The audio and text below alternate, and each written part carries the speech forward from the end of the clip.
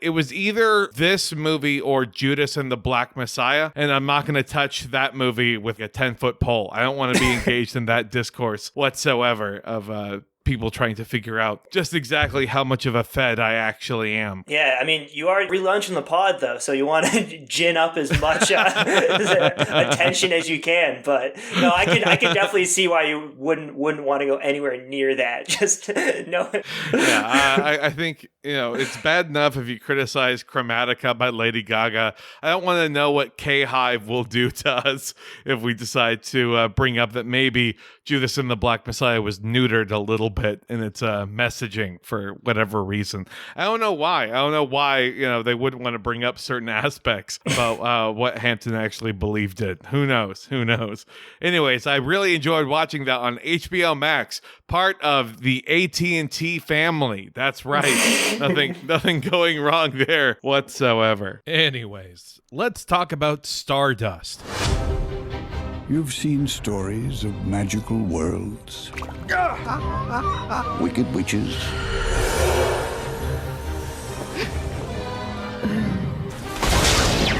flying pirates, and dashing princes. But never has there been an adventure quite like this. Everyone's talking about fallen star. Garbage in, garbage out.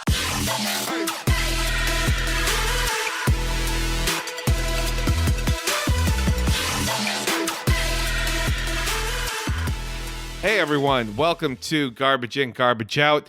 First time in a long time, so man, what a hiatus. Devin isn't joining me this week. Instead, I have an all-new co-host, also going to be trying to fill the same emotional void that exists in the podcast, so we'll see how that dynamic works. It's Grift from Grift Shop. How's it going? Hey, good. It's great to be here. I remember I guested on this show like almost a year ago now. Yeah. We did the platform episode. Oh, man.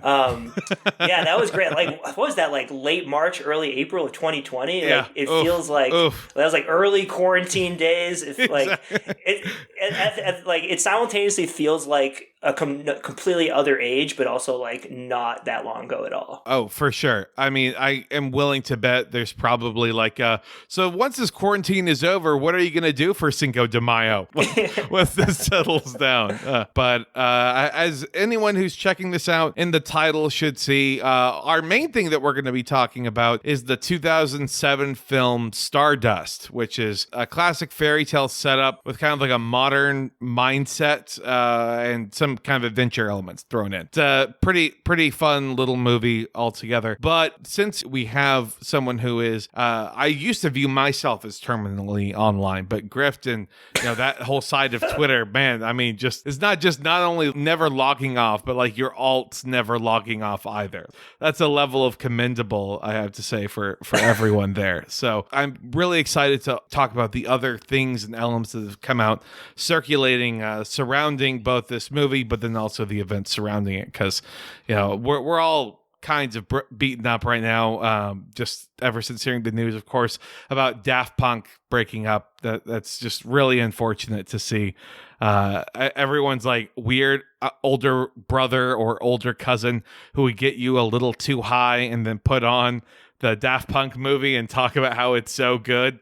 Yeah, just fond memories through and through. Yeah, I just want to see what crazy conspiracies come out of that image that they put out to announce that they're no longer together. It was like the hands making the diamond. It was like trying to lean into the Illuminati, whatever, like Masonic imagery that maybe they're trying to bring it back to those old school conspiracy theories, given how things have gone these days. But yeah, they're about to be killed. That's what we're thinking. Then Daft and Punk, or whatever their actual names are going to get replaced by body doubles, and then they're going to go on tour. That's what's happening here. Yeah, what if they are Q? Oh, now that's something that we could get onto here. That would, I think, be like a happy medium, because like that would satisfy a bunch of blue lib Dems who are hoping that Q is a foreign agent and then a whole bunch of just radical right wingers who say, well,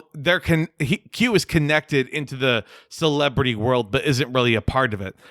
Daft Punk fits both of those types just a little too well for them. Nothing better than them coming from a country with no known history of sexual deviancy whatsoever. France, lovely place, from what I heard. Yeah, just the land of completely normal sexual appetites. Well, enough talk, I guess, about Marquis de Sade and more about this marquee movie, huh? Oh, professionalism right there. Transition. So what's your initial thought, your broad stroke impressions? So it was obviously trying to be like a sort of like Princess Bride ripoff. And like the sort of style of humor and the elevated fairy tale tone, it felt like very much like a modern sort of update on that sort of, the way to tell a fairy tale in a movie style. But like, so, and yeah, it just like, I think we were talking about this before we started recording a little bit, but it just felt like the sort of type of movie they don't really make anymore. Because it had a decent budget, but it wasn't based off of any huge property that they could cash in on as far as like the marketing tie-ins and name recognition or whatever. Because like nowadays, if you're going to throw any sort of money like this, I think the budget was around like 75 million or a little higher than that. Yeah, which is that like, sounds about right. In 2007, that's pretty decent money for a movie. And like it definitely did come out in this time of the sort of like mid-aughts where they were throwing a lot of money at these fantasy movies, trying to like recreate Harry Potter and stuff. It was in that era where like every youth book like that had any sort of like purchase within the mind of a young person who might go see it was like just getting greenlit. Just looking at you, Chronicles of Narnia all the way through. Golden Compass. like oh God, the Golden Compass movie. Yeah, a lot of dubious adaptations slipped in there. The fucking Percy Jackson movie, remember that? Oh no! Oh, that was bad. But I mean, overall, pretty enjoyable movie with some really like interesting little bits. I'm sure we'll get into some little turns by certain stars that you wouldn't expect that are sort of just really hidden gems. We'll go through the cast kind of as we run through the plot here, but major props to the casting director, because there are a bunch of big namers that were right there before they got big, and just applause all the way through, because I think the biggest name at this time were like the two secondary characters, probably, of course, with Robert De Niro and Michelle Pfeiffer, but really rolled the dice on some relative unknowns kind of being your core cast. So major applause to them on that. There was one vlogger who I found, because surprisingly on the internet, Stardust, which is a movie that's oftentimes overlooked, doesn't have like a whole lot of like heated debate or emotions online. People aren't overly fanatical about this, but there's one person I found who talked about how poorly this movie had aged. And that just absolutely delighted me, because listening to the reasons and the justifications, it became very clear that this person, who is younger, I want to say probably like 25-ish, doesn't quite understand the concept of something being subversive, in the sense that, like, in order to subvert something, the initial premise has to start off straight. Like, in order to show, why, for example, the female character is just as good as the male character has to assert that the female character is not as good as him. That's kind of just how script writing and subverting tropes and stuff works. And so when the entire YouTube video, which is like half an hour long, by the way, like we might have a lengthy podcast, I will never have a 31-minute long, highly edited YouTube video. How much time did they spend producing that for half an hour of video YouTube on this movie? My God, what are you doing with your time? Too much is the long and short of it. So all of these examples given of like, look at the violence in this movie. Look at how it's reporting these elements here of toxic masculinity. Look at how our main character treats this woman like trash. trash, which again, since we'll be talking about the plot shortly, it revolves around a star, okay, not a woman. So let's go ahead and just review real quick what in general critics kind of think about it versus audiences, because on average this movie got favorable reviews, probably like it's 6.5 out of 10, and audiences gave it like a 7.5 or an 8 out of 10. So in other words, like everyone kind of likes it. Critics thought it was okay. Audiences thought it was pretty good. There's not a giant disparity here. This isn't Zack Snyder's Justice League, for example, whenever that comes out, and it'll have an 85 to 90% audience approval rating and just a truly abysmal critic score is what I'm guessing. I don't know. What do you think, Grift? Yeah, it's this is just the classic like 3-star Yelp review type movie, which yeah.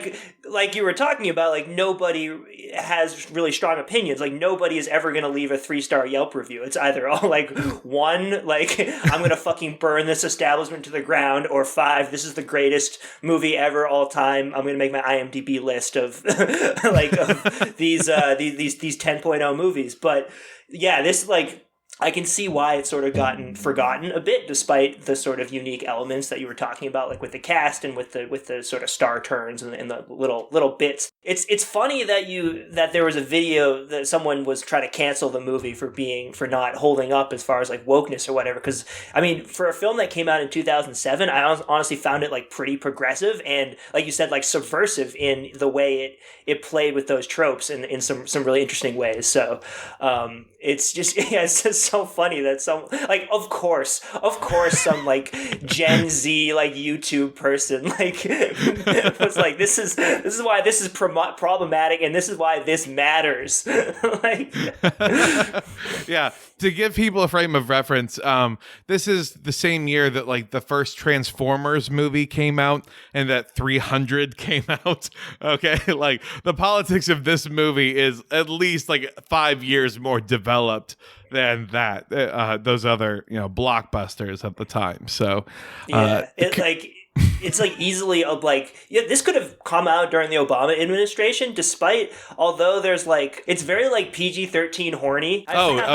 Certainly. Yeah, like in the like rating, like the MPAA reasons they gave for the rating, they described it as risque humor, which is like the perfect way to describe that. I mean, it's the same thing with like Pirates of the Caribbean. It has like very PG-13 violence and stuff. Like you're not gonna get like the hard R. Definitely a little bit like cheesier and campier than Pirates of the Caribbean, if even. For sure. Yeah. So I guess let's go ahead and just kind of talk about the plot, because as the movie opens right off the bat here, you have Ian McKellen, Magneto himself, Gandalf himself, narrating this thing, and I was like, oh boy, this is great, because he's like the British Morgan Freeman. Like he's the person you go to when you need something narrated in a fairy tale. Like sure, why not? He's available. Instant gravitas. Yeah.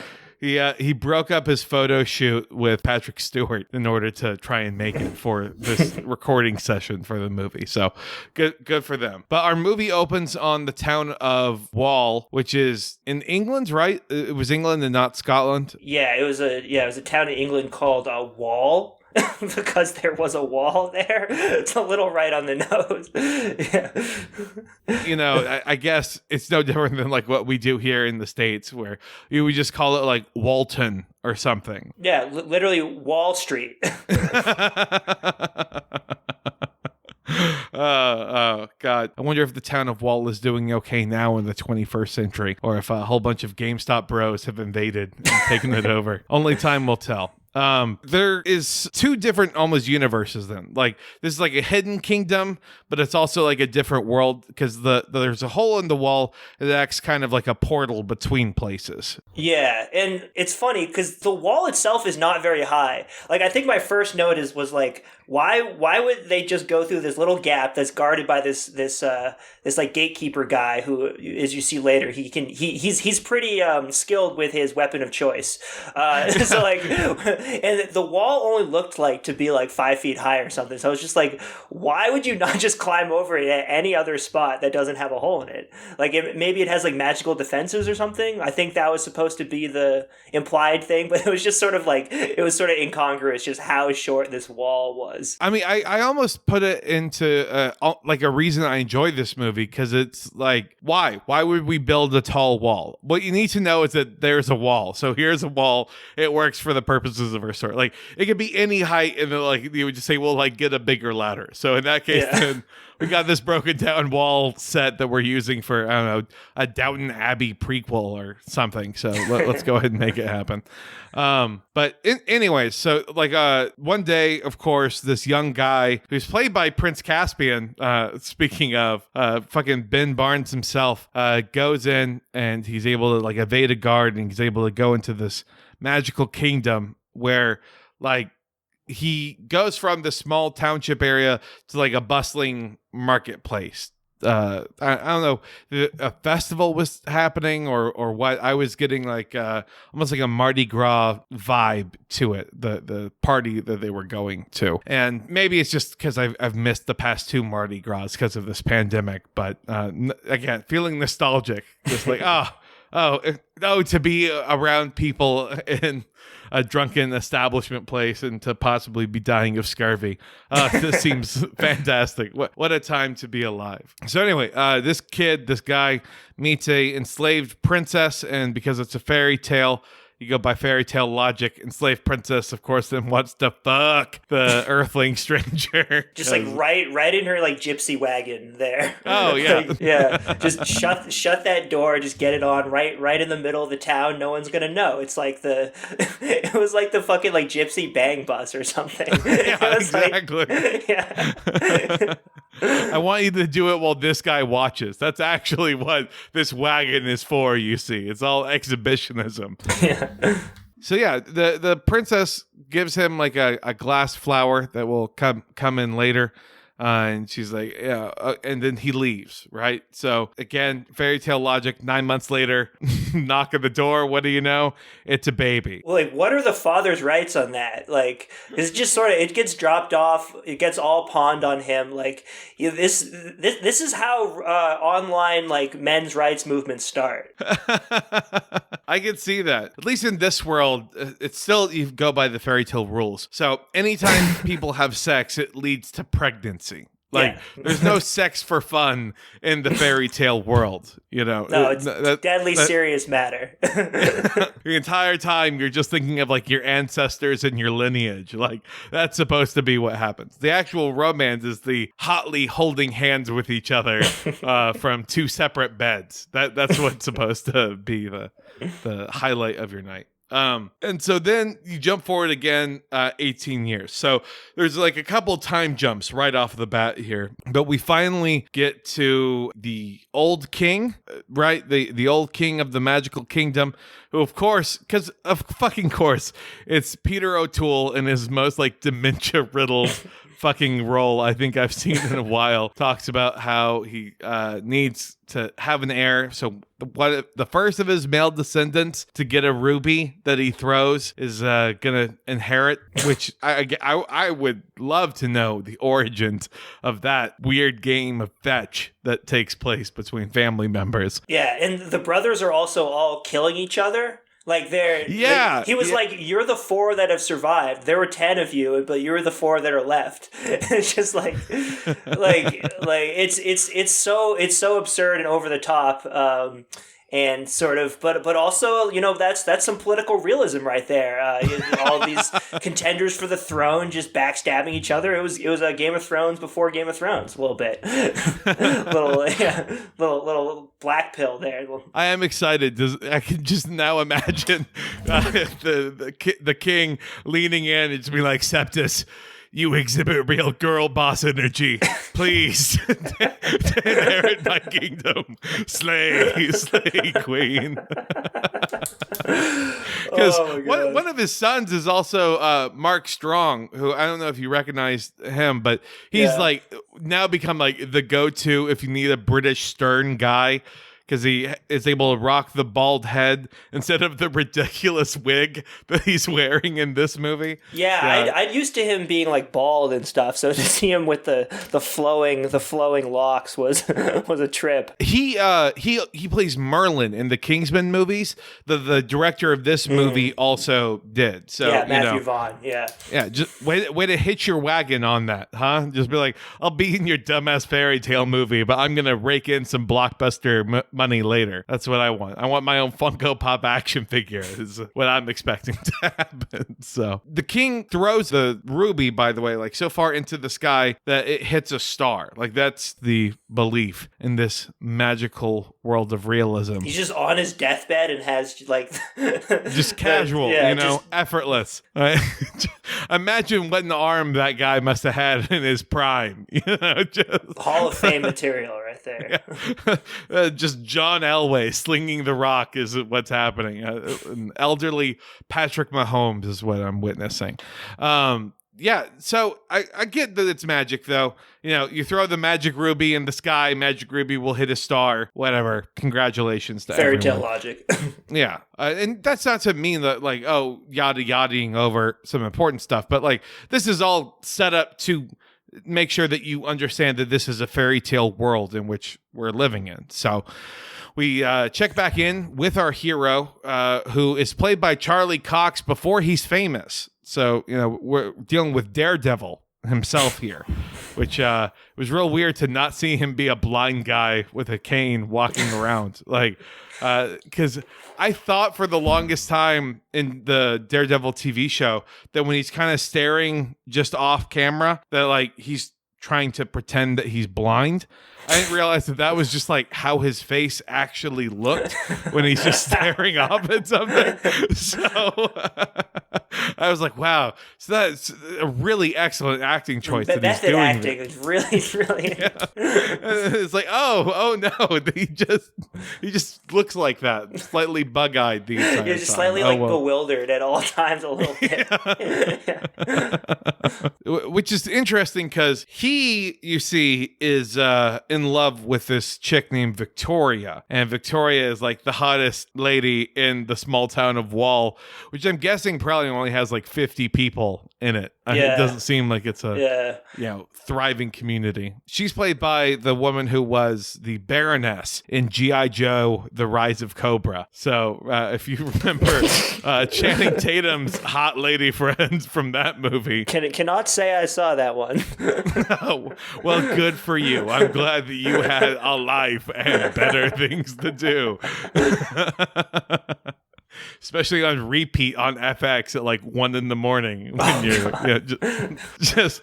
sure, it's 4 hours long because of all the commercials, but I guess it's worth it. I'm not going to change the channel. Whatever. Yeah, FX does have those periods where they'll play the same movies over and over again.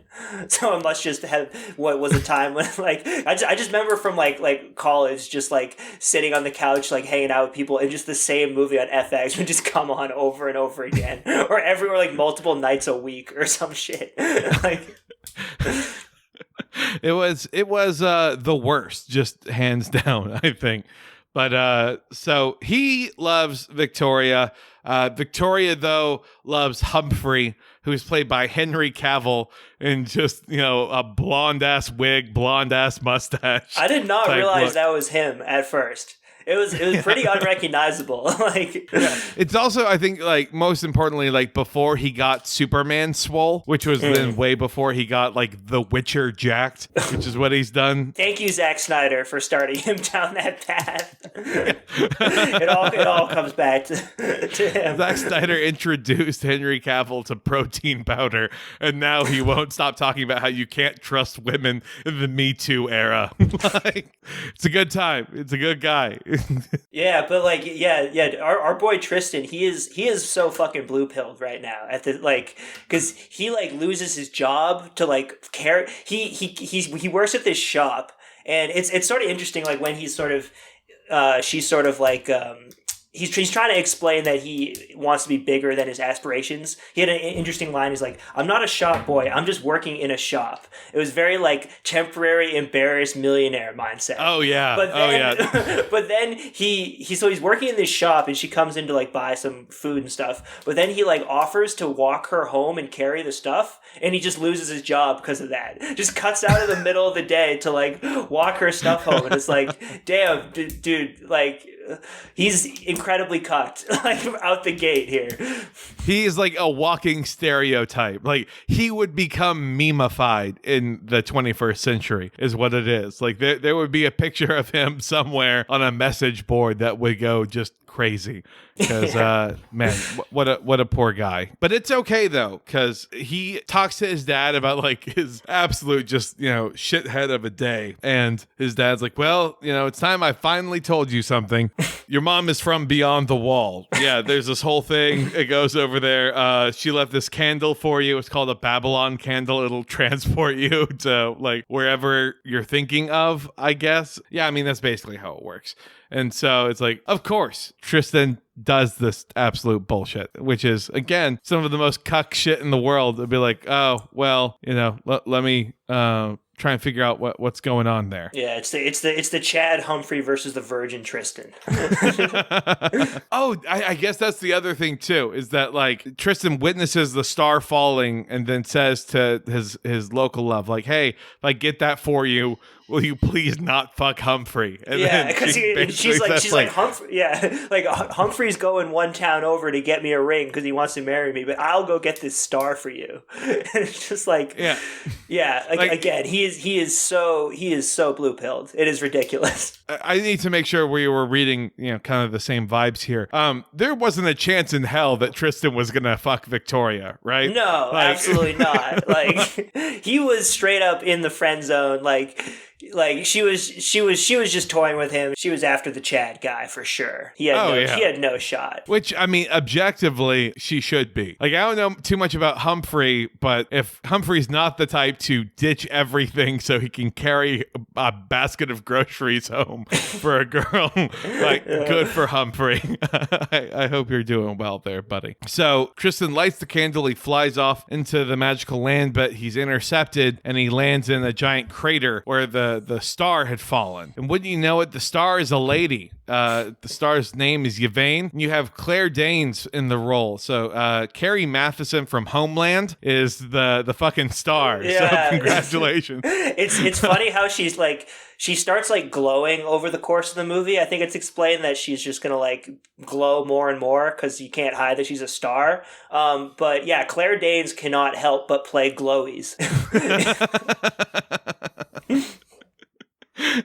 I just, it was strange because when I was watching it, my partner, Devin, was just asking, like, so, like, where do I know her from? And it's like, I honestly don't know because I know her mostly from Homeland, and that's it. I've never, watched an episode of Homeland and thought, you know what I could do for right now? Some more Claire Danes work. This is enough. Like, I'll take, I mean, those first couple seasons of Homeland were pretty good, but. Oh, yeah. No, I mean, I think that's also, I might need to rewatch that in a non-super lib mindset because I'm pretty sure I'm about to get some like Zero Dark 30 kind of vibes from that shit. For sure. Yeah. Yeah, so this role went to her. She beat out Anne Hathaway, Scarlett Johansson, Sarah Michelle Gellar, and Jessica Alba for this role, which is, good. Now, did she beat them out, or did the other actresses turn it down, or was she just willing to do it for like next to nothing? I have no idea. Like who knows? Like with the real Hollywood. Was this a Harvey Weinstein situation? We will never know. Yeah, exactly. How did she get the role? What did she do? Oh my God! Just where's that level of reporting? To be like, so Claire Danes for the 2007 film Stardust. Did you suck a dick? Did you get fucked for this role? Is that what happened? We're trying to hold people accountable here. Yeah, exactly. How much would it suck, by the way, if it was like Claire Danes was like, yeah, no, like I had to give him a hand job and it was awful, just the worst thing in the world. And then like meanwhile the actress who plays the mom of Tristan, the gypsy woman at the beginning, just if that woman was like, I had to do so much more for so much less of a part. What the fuck is this? This is ridiculous.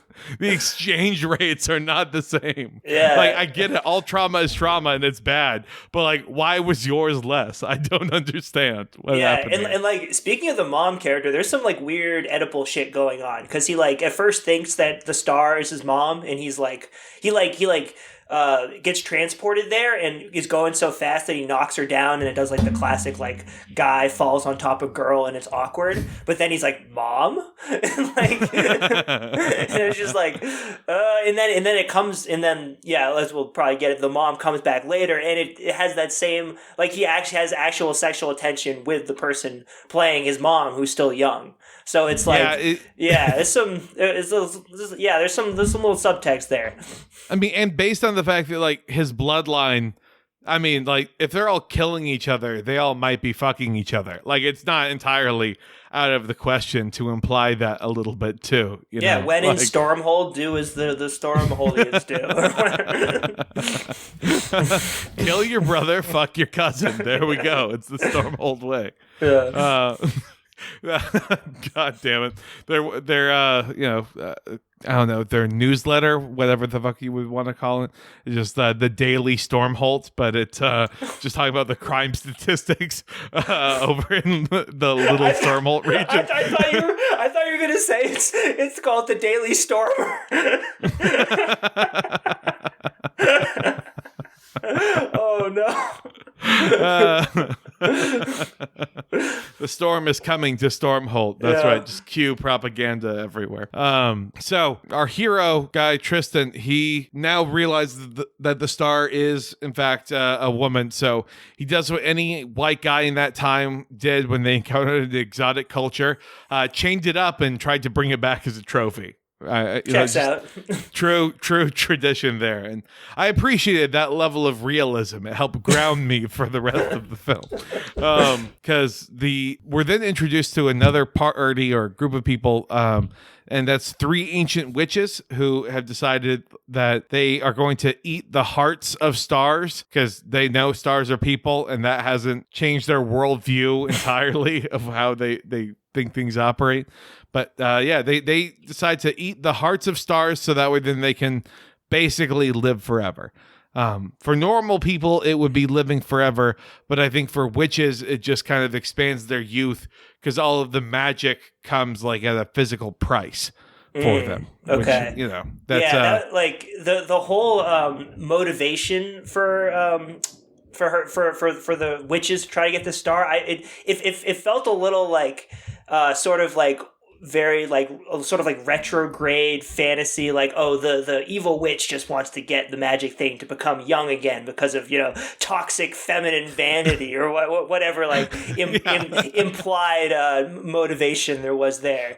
But it really is like, who are you trying to impress right now, huh, Michelle Gellar? Yeah, your sisters. That's it. Like, she's literally trying to impress her sisters because when she turns young again to try to go to find it and to like to I guess like blend in or whatever, to go forth to find the star, she becomes young, and then she strips and then shows off her like body to her sisters. So it's like you're trying to get this like youthful like body so you can show off to your other sisters. So it's like don't know what's going on there. The second incest reference point that you could have here. I don't know necessarily like how to best phrase the next part here, because now you morph into the witches are on a quest for the star. The princes are on a quest for the ruby that is the thing that hit the star that then now the star wears around her neck. So they're also indirectly then after the star. And then Tristan is taking the star to go see Victoria because, he's decided, like, why else? Of course the star is a real person, but whatever, it doesn't matter. I just met what is the equivalent of an alien, and I still am trying to get my dick wet. It all tracks. True to form. Classic fairy tale magic here. So the star, Yvain, then becomes tired, and Tristan then chains her up to a tree and promises free food.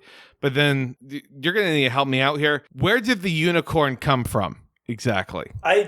In my notes, I have just universes, like unicorn versus goat. Like just that, there was at one point I think initially the unicorn comes out of the woods and finds her. Okay. I don't know if it was said where it actually came from, but at one point, like the unicorn charges a goat and like hits and like and just like headbutts it. And this is like one of the funniest bits of the movie, where just like the goat just flies across the room. Like, I may be jumping ahead a bit, but like I couldn't help but bring this scene up just because like the way this goat, like, I guess it dies on impact and then it just falls to the ground, and the way this like lifeless goat carcass just like crashes to the ground was just this really small moment of like just of physical humor that really got me. It's something that people don't think about, just how violent a horse with a giant spike in its head would be. And what it would do if it charged like full speed at a goat, like inside of a farmhouse. Just eviscerates it is unfortunately what happens. So the star then wanders to this inn that one of the witches has constructed, this witch being Michelle Pfeiffer's character, has made as a trap, which, you know, like, that seems like a pretty useful spell potion. I don't know like what exactly it is, but, you know, how many Twitter leftists do you think we know that would abuse this to build out like a commune overnight somewhere, just like in the middle of nowhere? Oh my god! Like, I can't even imagine some of the sick shit that would result from that. Oh no doubt sick shit would happen. I'm just saying there are dozens of people that I think we're mutuals with. That's a given. Like, yeah. What? No, that sounds great. We'll go. It'll be fantastic. What do you mean there's no Wi-Fi? Oh my god, I'm so bored. Hold on. Let me. Everyone's just like reflexively pulls out their phones all the time, but just there's no Wi-Fi to connect to, so it's just like a reflex. Like, oh shit! A lot of people checking the time right now, huh? Strange, weird with that going on. I'm not sure how group chats would work. Would that just be everyone getting into the tavern at the same time and then trying to have a good time all together? Yeah, you know, hanging out in person, the original group chat.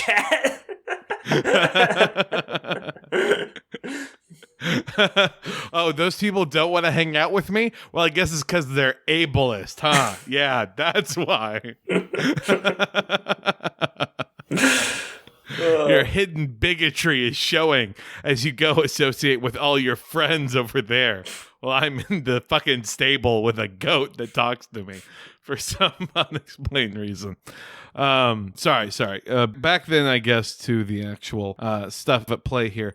Tristan then winds up going to the inn as well, because the princes, of course, are on their way to figure out what happens. So he kind of hitches a ride with one of them. And then the witch ends up... I don't know, there's a confrontation that takes place between the witch and then the first prince, Primus, who Primus is talking about, you know, what he wants it for, and he's talking about like, oh, well, you know, my dad, what a guy, which is just a weird thing to start like talking to someone about. It's that like, Joe Biden shit. Like, come on, man. Like, my dad knew how to use a stone. Like, see, I actually got like more Hunter Biden energy from this prince in particular. You know, yeah, like, he would definitely try and fuck in that bizarre copper bathtub if he thought. Oh, absolutely. Yeah. It would work. Who knows? So the witch, of course, kills one of the princes, and then I don't know if you noticed, but like when they bleed blue. Yeah, great. I they never like referenced it specifically, but it was just this little visual gag that kept showing up. Like the literal blue bloods. Yeah, it was great. I thought this is wonderful, and it probably also helped out like with the censors at the time, because it's not actual blood, it's not red blood, it's all blue. You show someone getting his throat slashed open, but as long as he bleeds blue, it's fine, I guess. Yeah, that'll get it past the church ladies who do the rating for the MPAA. So Tristan and the Star are able to escape because they use the last bit of the Babylon candle, and they both think of home. So Tristan, of course, thinks of his home in Wall, and then the Star thinks of her home in the fucking sky. So they land on a cloud platform. Because it's a fairy tale movie. This was a moment where I was just like, that's right, fuck me for trying to take this movie seriously. Thank you. I needed that. A real good heat check moment for me. They are captured by pirates, led by their leader, Captain Shakespeare, which is portrayed by Robert De Niro in a generational performance. Oh, yeah. I think. Oh, my God. Just like I think you said, like to just first of all to see him not sleepwalking through a role. Like I think he's done a little more stuff like recently, like The Irishman or whatever, like stuff that's actually back to making real movies. But there was a time in like the mid-aughts where just everything he was in, you could tell he was just there to fucking collect a paycheck and get out as soon as possible. Just give us what am I doing? Yeah. But Meet the Fockers 3. Oh, great. Okay. Yeah, thanks. Or Bad Grandpa with Zac Efron. Fucking whatever, dude. Okay, fine. But yeah, this role is the complete opposite because he just fucking sends it. Like he fucking goes for it. The introduction to him is like, this is like some real brutal pirate captain guy. And I honestly wonder how much of the role he initially fell in love with because he was trying to get some of that Pirates of the Caribbean money, or he thought like it might be like the next franchise. So it's like, well, if I can't be Barbossa and I'm too old to be Captain Sparrow, so Captain Shakespeare, sure, yeah, let's do it. But turns out that the brutal pirate captain actually has a heart of gold. What a joy. Good for him. Oh my God. It's not quite a caricature when, he code switches, Yeah. But it is I think a loving portrayal of that, because it's not like, oh, he's actually a fraud, like he doesn't know how to be a captain or anything. Like, no, he knows how to do all of this, but instead his actual personal life of what he wants is fashioned in London and very frilly, flowery type things. And the comments, the slight lisp he adds on to it, just again, much more effeminate style portrayal. I really thought was something that like I would have expected in my circles for that to become like more of an icon than it was. Like why doesn't this person have fan cams built around them on Tumblr or something? Like at least that's what I think. I don't know. Yeah. What did you think about it? I feel like in the right context, in the right movie nowadays, this could, it would be instant meme material, like that one you posted from the podcast account with the putting the makeup on compared to the Joker. This would like in the contemporary mimetic online economy, like it would there's definitely a lot of potential gifts that would come from him, I'm sure. Just like of him dancing in the mirror when the prince comes in, like that moment was just stage perfectly, just very, very good comedic timing. The best thing, at least for me, was that the reason he's doing it is because his father was a feared super pirate, and he didn't want to disappoint his dad, so he took over the family business, as he calls it, and he's just kind of been going through the motions ever since. Yeah, literally just like keeping the crew in line with performative toxic masculinity.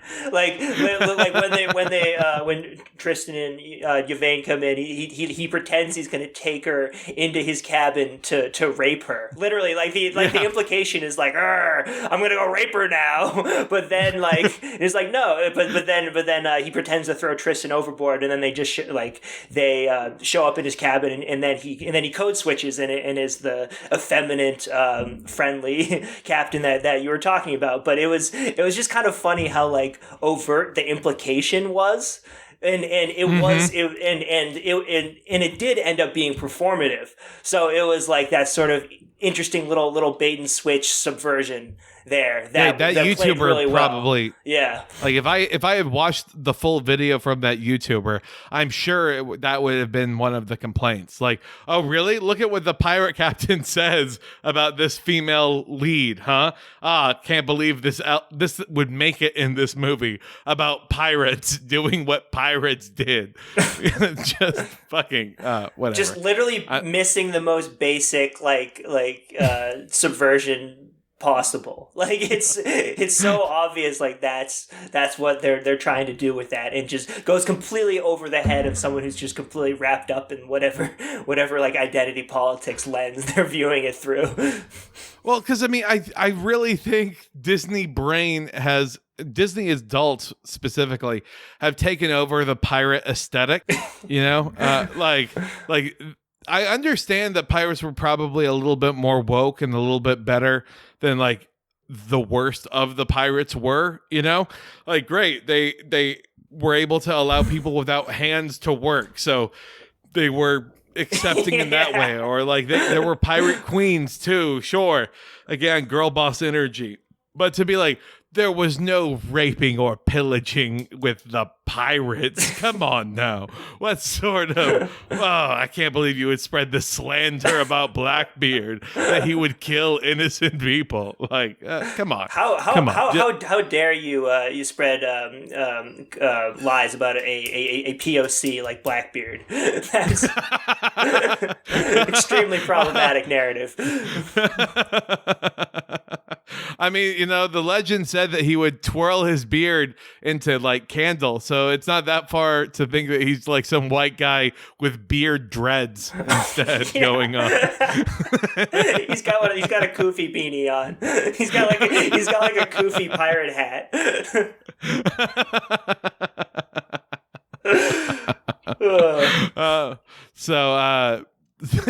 Well, in terms of the plot, then, so like over the course of I guess a week, because he says that he'll drop them off, but you know he needs to run other errands at the same time, so deal with it, because he harvests lightning. That's like his profession of what he does, where he smuggles lightning, which you know, I mean, like, I'm not sure fully how electricity works, and I'm, you know, of course in Texas where we don't seem to get electricity as often as we should, but this seemed like just an interesting economy and bit of world building, because they don't explain really what it's for or what it does, and I just appreciated that, because that would have been like another 10-minute venture into like pointless world building for world building's sake. Yeah, it's the world is like you said, they don't explain any of it, and it's like an interesting sort of like, it's pretty unique mishmash of it's got some fantasy, it's got some sci-fi, it's got some steampunky elements with the flying pirate ship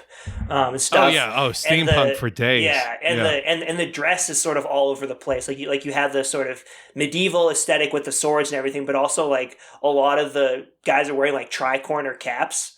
So it's like just sort of a European, like Renaissance through Enlightenment smorgasbord of aesthetics. Oh, they go through the course of the weekend. Like Tristan gets a makeover. Yvain gets like a new dress, which is, I guess, cute. Tristan's hair is long and he knows how to fence now.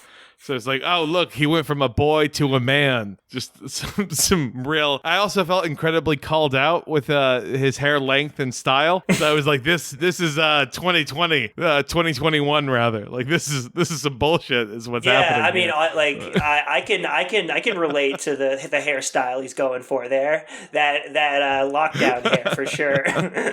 Yeah. He was actually quarantining for 11 and a half months all the way through. He pretty much was. Like, he training on the, like, you know, quarantining in the sky, training his swordsmanship and growing out his hair. Pretty much. Like, did any of us really spend quarantine any other way? It is great because later when he confronts Humphrey, you know, it's like, what did you do for your week? Like, oh, you went and you got her a ring? Oh, well, you were out being a simp. I studied the blade, kind of a moment, you know. Good for them. Good for them. Inspired a lot of mall ninjas everywhere. Congratulations.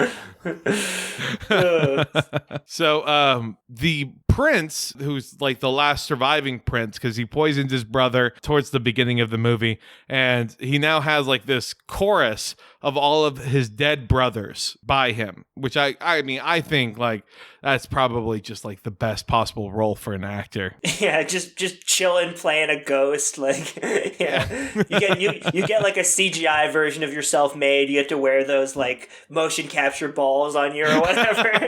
You're just vibing. Okay, we need a shocked expression. Oh no! Oh, I'm dying. Oh, okay, that's lunch. Great, cool. I get paid $14,000 a day for my appearance here. I love the Actors Guild. You know, just what a time. What a time. He finds out though that the star will grant immortality if he eats the star's heart. So he's now not only after the necklace to prove that, you know, he is the rightful heir, he now also wants her heart. Same thing as the witches, because he wants to just live forever, which, you know, good goals, I suppose, for a potentially evil king.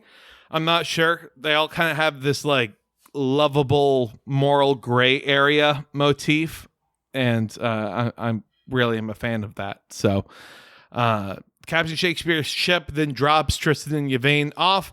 They confess their love for one another, and then they fuck at the marketplace. You know, they rent a room out, probably by the hour, if I had to guess. Yeah, and like the way they revealed their love to each other was that he gets turned into a mouse by the witch, and then when she's like sort of like taking care of him, she reveals her true feelings because she doesn't think he can hear. So, fellas, if you want a girl to tell you how she really feels, turn into a mouse. That's tried and true. That's how you'll get the you know how she really feels about you. Create a mouse Twitter account. You know, in the bio, just put like, I'm a mouse. I really love cheese. And then DM your crush being like, by the way, how do you think about this guy? Huh? What do you feel about him? I'm definitely not him, so I can't understand it. But go ahead. Tell me in depth, please. What's up? They'll think it's real cute and not at all creepy. That's my biggest fear, by the way, is that like some socially unadjusted person, you know, the type that mostly listens to like movie podcasts, is going to take some of this advice to heart one day. And either I don't need do that. like, you know, if they're following in the footsteps of Movie Bob, then they would definitely take that sort of advice. I would love to become known as like leftist Movie Bob, but just like a bit Twitter account, like a novelty account where it's left as Movie Bob. I'm surprised no one in our circle hasn't made that one already. It's too cringe just right off the bat. No one can. It's like a lemon tart pie or something that's expired. You don't really know. You just think it's really tart all the way through. I think I could pull it off though. Eventually, when I buzz off my hair, I'll just let like my stubble grow out to have like a lazy drunk Irish Bostonian style goatee that he has. Put on some sunglasses and like an overly green background. I would be a dead ringer for him. I think I could pull that off. Yeah, you would well. That's a perfect outfit for bothering women at Comic-Con. Oh my god! Just leave me to it. Give me them 45 minutes in a room together. That's also all I want. As I keep on describing to them repeatedly as they walk away from me. So if I remember correctly, like their room gets like really bright at one point, like as we're talking about, like Tristan and Yvain as they're fucking or loving each other. And to that, I just really want to know, like, does that mean that like the star kind of has like a strobe effect going? Does it look like club music? Is it in fact like a Daft Punk reunion tour that we're hoping for? Is that what we want? Or is it something just more bizarre, something purely meant to drive hate into the hearts of the epileptic and make them feel not wanted? That's what I'm trying to. You definitely wouldn't have to plug one of those room light things under your viral Twitter post, because you would just have the star right there in the room with you. Yeah, I would love it. Tristan just becomes a streamer and it's like, babe, I need you to stand right in front of me, okay? My O-ring light isn't working for me the same way. I need you to just spot me on this one, please. So, man, I'm trying to remember what happened next, because they all just kind of start fighting. Like there's like yeah. So like he cuts off, because the whole thing he was trying to like get like the part like the star to bring it back to get the girl. So he cuts off her hair and then goes to bring it to her, but then he finds out that she's gonna die if she goes into the real world. So then he that's right, because it turns to rocks. Right? Her hair. So then he's like, oh shit, I can't actually bring this to the girl that I want. I have to go back and tell the star, who I just ditched, who I literally just hit it and quit it, that if she like follows me, then she's gonna die. So then left the most cryptic message in the fucking world. Like, oh my god, to that poor asshole down there. Classic movie miscommunication. Like, he couldn't even have left a note. Yeah, not like, hey, I'm going to wake you up real quick to tell you this before I leave, because I don't want there to be a miscommunication. So he goes and he's trying to get back to Yvain. She, though, thinks that she's been abandoned, rightfully so, because, again, cryptic fucking message. And she decides to walk towards the wall, which is like a weird thing to be like, well, I'll just meet him at the wall. I don't know why she would walk towards the wall, though, if she thinks that she's been abandoned. It's that fairy tale logic again. It's not to be questioned. We can't, because ultimately then you get all four parties colliding into the one spot on the wall. You have the witches, you have the prince, you have Yvain, you have Tristan, you have Tristan's mom, and then the side witch, the B plot story that ultimately doesn't really go anywhere, but it's important, I guess. Sure, why not? So the witches kidnap Yvain, and then they take her to the witch's manor, which I think the witch's manor is made like in the crater, right? Of where the last star was. Yeah, it looked like it was like a hollowed out thing, and very like Addams Family style mansion almost on the inside there.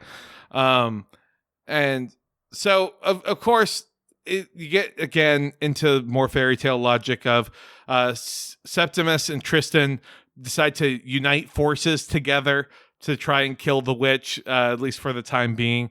And then once they break inside, Septimus realizes that Tristan's mom is his long lost sister.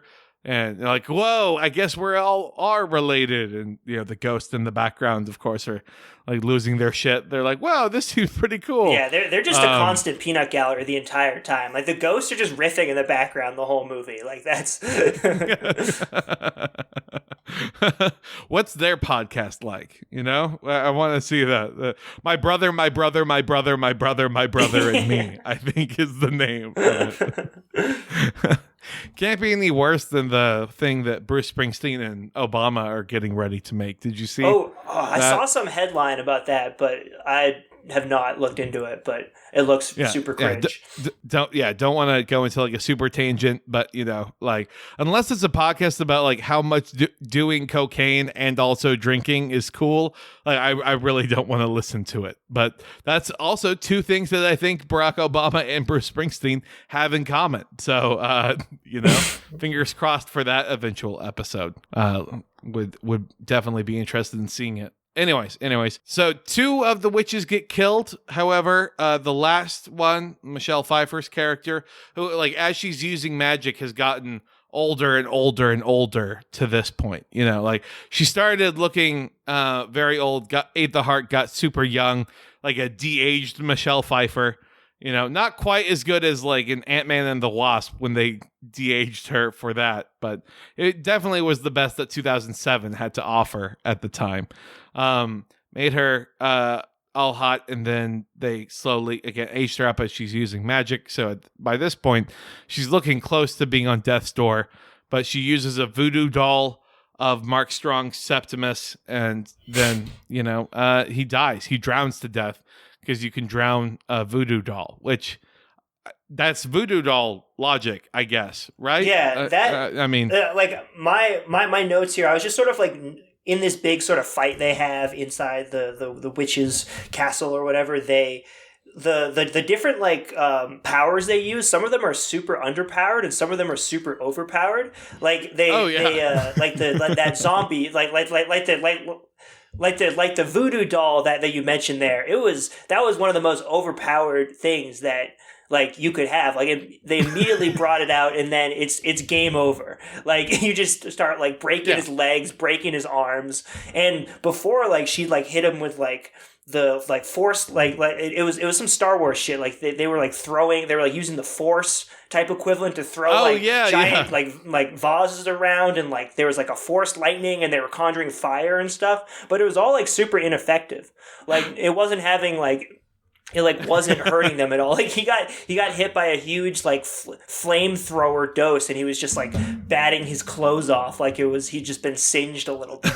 And then she just breaks out the voodoo doll, and he just starts like hovering in the air, and his limbs start like twitching, and he's immediately dead. That scene, I think, if it were made today, would become an anime sequence. I think is what would end up happening. Oh, it was total anime battle showdown.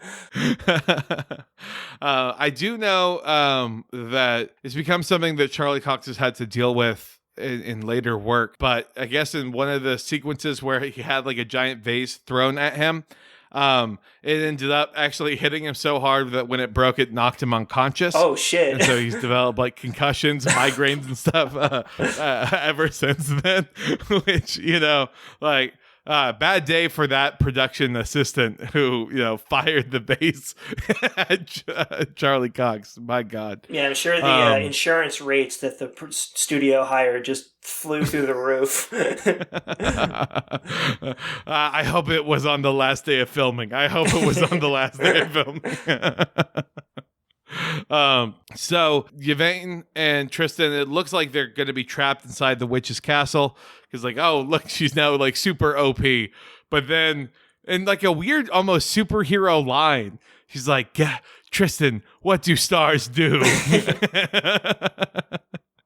Like they shine, and then like just like hug, and then the power of love emits a bright, burning white light that completely just obliterates any trace of the witch. Which is man, what a role to have. The power of love did this. So I don't know. If this were a Disney movie, I guess Michelle Pfeiffer's character would get a prequel, like Cruella.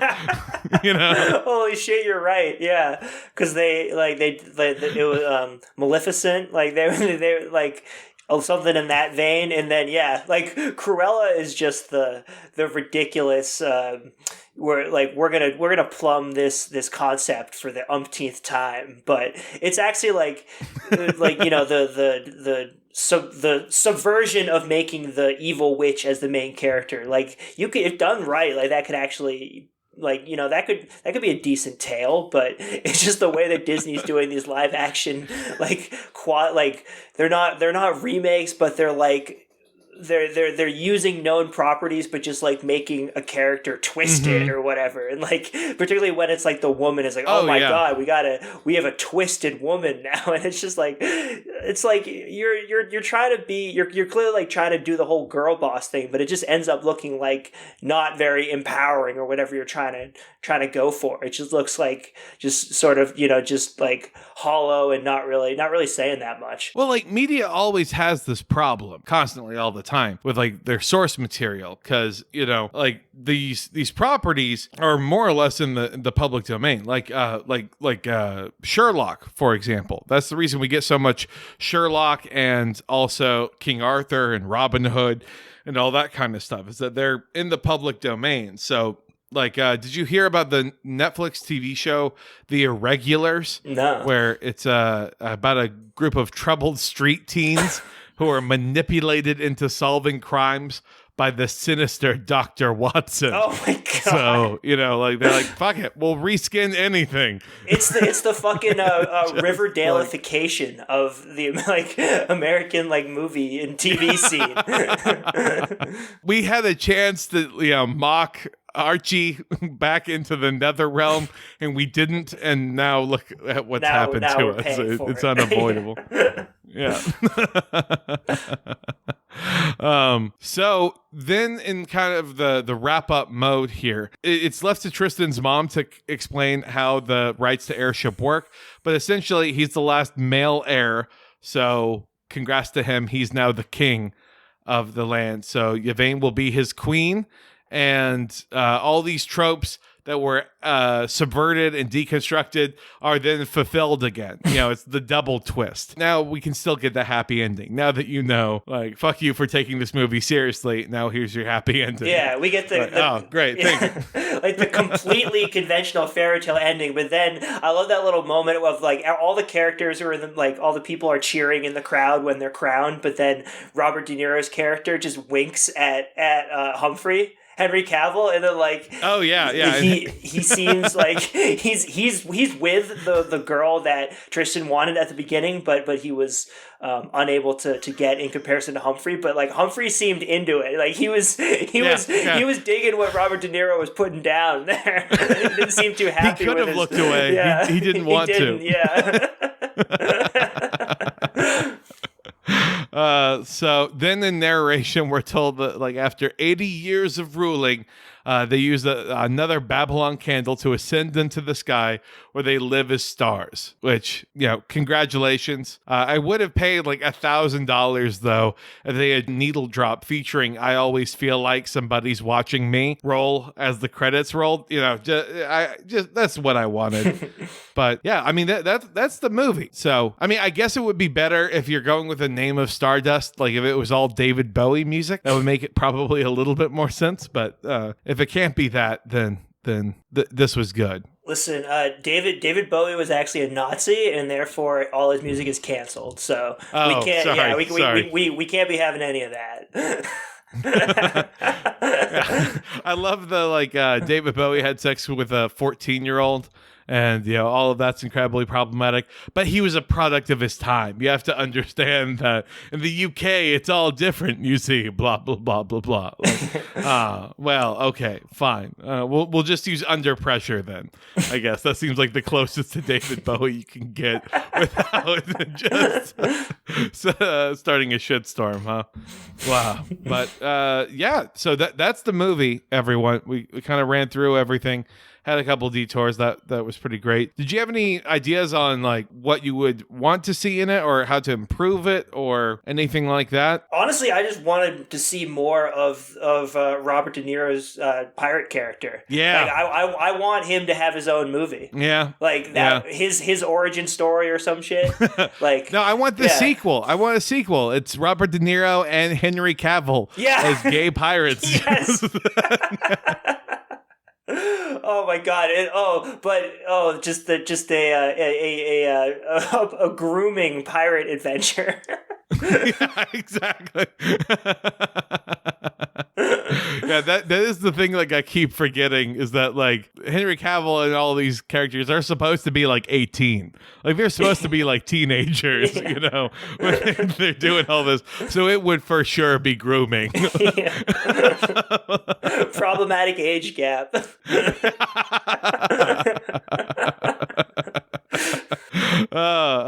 Man. Well, thank you so much again. I guess I don't need to thank you. You know, you're the co-host now.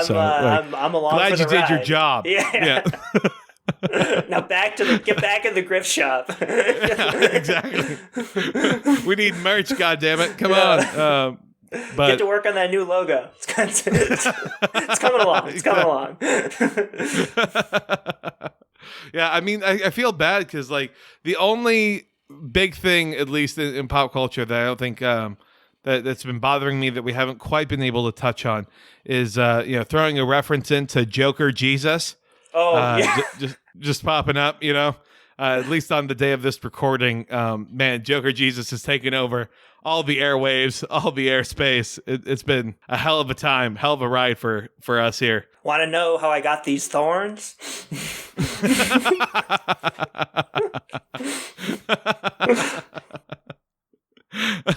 I have never felt just a more sense of dread, I guess, than anything else. You know, when I think about what am I going to expect out of a movie, like it's going to be brutal. Like there's no way that I'm going to have a fun time while watching this movie. But you know, I guess that's a discussion for another point later on. Without further ado, then Grift, do you have anything to plug? What's going on in your world?